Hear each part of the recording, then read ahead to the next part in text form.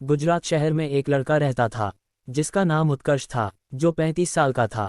उसने सोचा कि मैं अपने परिवार के साथ पिकनिक के लिए देहरादून जाऊं, जहां उसने 6-7 दिन अपने परिवार के साथ बिताए।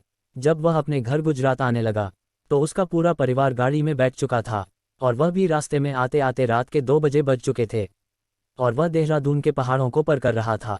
तब सड़क एकदम सुनसान पड़ी थी और पूरी सड़क पर सन्नाटा छाया हुआ था। अचानक उत्कर्ष की गाड़ी के आगे एक औरत दिखाई दी जिसके काले घने लंबे बाल और सफ़ेद रंग की साड़ी पहनी हुई थी, और वह दूर से ही हाथ हिलाकर गाड़ी को रुकने का इशारा कर रही थी। औरत को देखकर उसकी मां ने कहा, बेटा गाड़ी मत रोको, पता नहीं ये कैसी औरत होगी जो रात के समय सड़क पर घूम रही है, क्या पता ये कोई लुटेरन हो या फिर कोई बुरा साया। तब तक गाड़ी उस औरत के पास में पहुंच गई और जोर जोर से गाड़ी का दरवाजा पीटने लगी। उसको देखकर ऐसा लग रहा था कि मानो या बहुत मुसीबत में फंसी हो। उत्कर्ष की मां ने बोला, गाड़ी का दरवाजा मत खोलो, लेकिन उत्कर्ष ने बोला कि यह औरत किसी बड़े घर की और शरीफ दिख रही है और लगातार रोए जा रही है, और लड़की को उतार लिया। वह लड़की लगातार रोए जा रही थी। मैंने बोला, बेटा तुम्हारी मम्मी पीछे ही खड़ी है, अपनी मम्मी के पास जाओ। तब भी वह लड़की मम्मी मम्मी बोले जा रही थी।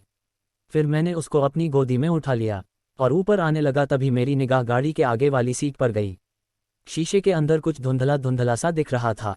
मैंने वह भी कांच तोड़ा तो देखा आगे वाली सीट पर एक औरत बैठी हुई थी जिसका माथा फूट गया था, खून बहुत सारा निकल रहा था और वह मर चुकी थी। तब मैंने पीछे मुड़कर देखा कि वह औरत वही है। तब तो मेरे होश उड़ गए और तभी मेरा परिवार इकट्ठा होकर मेरे पास आ गया। ये भयानक दृश्य सबने देखा।